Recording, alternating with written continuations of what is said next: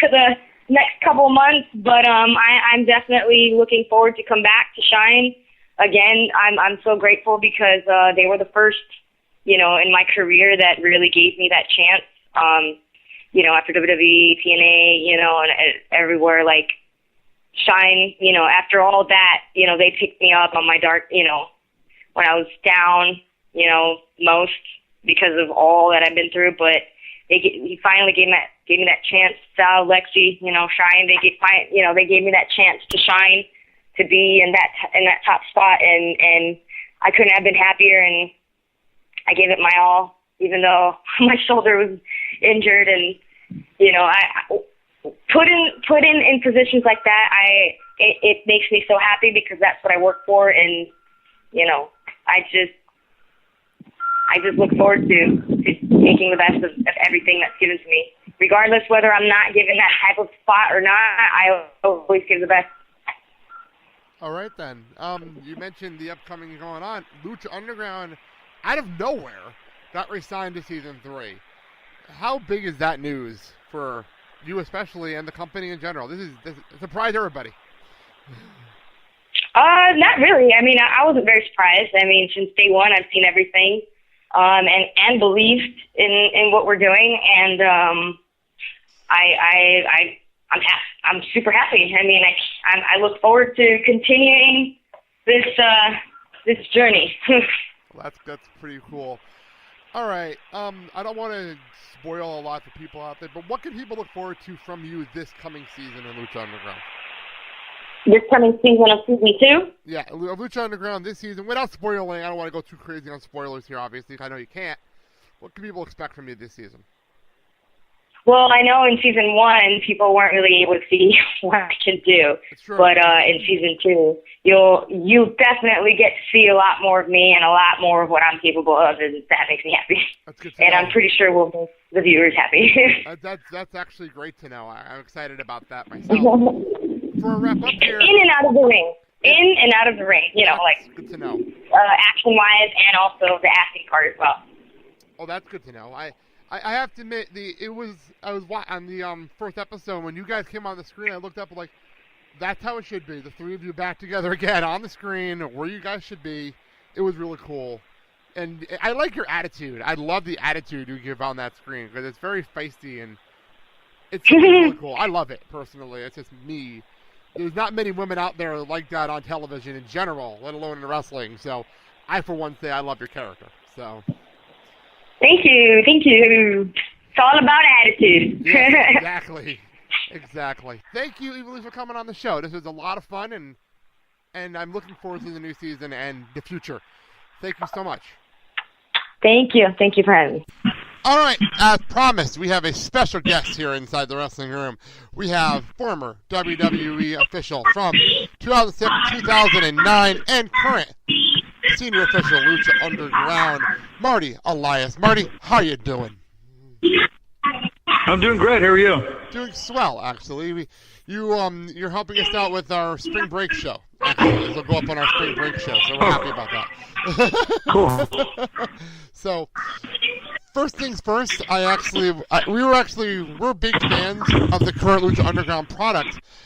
What can you actually say about refereeing for Lucha Underground that people would not know? Because it's one of the better shows I've actually seen in a very long time.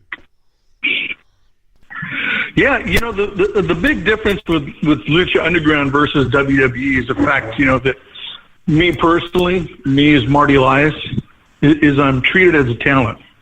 And what I mean by that is that I'm able to do interviews like this. I'm able to go out and do signings. I'm able to go out to do Comic-Cons, or I'm asked to go do these types of appearances and such for Lucha Underground, whereas unfortunately WWE referees don't have that ability to do that, nor are they asked, because referees are referees. And I just think it's a blessing, because one of the things, that I've been discussing with people is referees unfortunately have a stigma that they're just a referee, that they're not talented, that they don't mean anything, which is total nonsense, because referees, whether it be myself, Mike Chioda, Jimmy Corderas, Jack Doan, Chad Patton, Charles Robinson, Goose Mahoney, Rick Knox, Justin Borden, Scott Armstrong, John Cohn, Timmy White, all of the above. Of course, I name drop my boys. We love the business probably more than a lot of the boys do. And that's why we got into the business, because A, we were marks, we loved the business, and we wanted to get into it, and we wanted to do a great job, which a lot of us do. But unfortunately, WWE doesn't see it that way, and referees aren't allowed to do interviews there, and they're not allowed to do certain things. Whereas Lucha Underground, they make posters of me. They give me 8x10s. They have me make appearances. So it's such a different vibe of Lucha Underground, to be considered and to be applauded as a talent and be acknowledged that, you do mean something here, and we're going to let you do these types of things.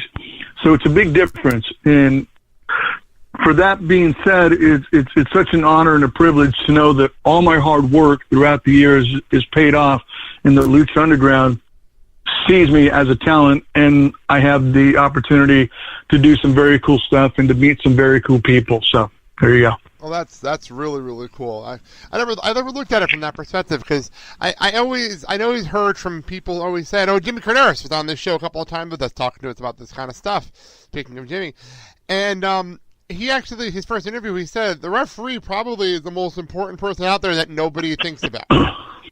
He always said that to me. He's absolutely right, because here's the thing that people don't get, and I've tried to pound this into people's heads, not literally, but we know the finishes of everything. We know who's going to make a surprise appearance. We know who's coming in. We know how people are going to get beat, whether it be WrestleMania, a Raw, or whatever. We know the finishes, and we know how much time the match has. Everything else, we're in there communicating. We're giving time cues. We're giving commercial cues. So we have all these things. And the thing is too, we're looking out for safety. We're making sure that some rabid fans don't jump into the rings. So there's all these things that are going on that folks don't even have a clue as far as what referees are doing. But you know what? A good referee makes a great match, and a bad referee just makes a horrible match. That's actually a very good point. I always am amazed on how referees are integral part of a storyline or a match, and they were taking ref bumps. So, with that being said, Marty, do you actually get into the ring and practice these bumps with the talent, not excluding yourself, but with other wrestlers? No, I actually started off as a wrestler when I first started, because, of course, I was a mark. I was a fan. I wanted to get into the business. And when I first got in training with Jesse Hernandez at School of Hard Knocks in San Bernardino, Jesse, there's a plug, bro, you owe me. So I said, look, I want to learn how to do everything, So I trained for literally 2.5 years, 3 years, just taking bumps before I was even a referee. So I trained, it was every Monday, Wednesday. No, I take that back. It was Tuesday, Thursday, Saturdays is what it was, and then it changed to Mondays and Wednesdays.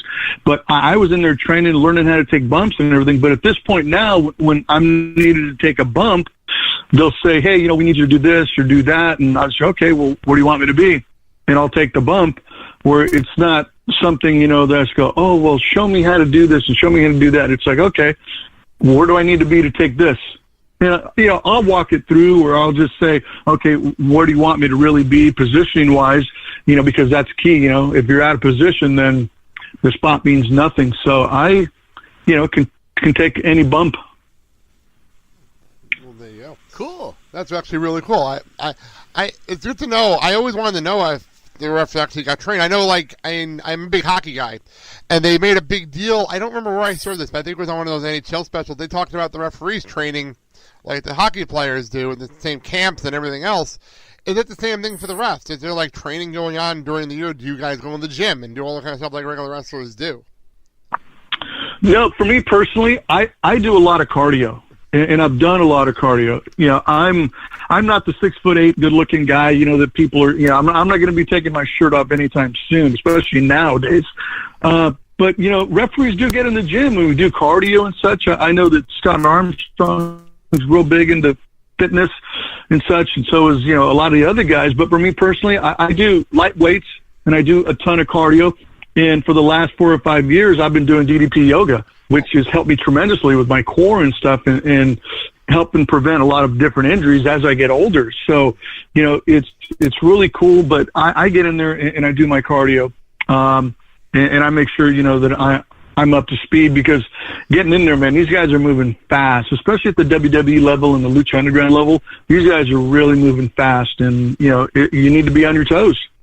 That's a very valid point, actually, because I know, especially in Lucha, how fast those matches can go.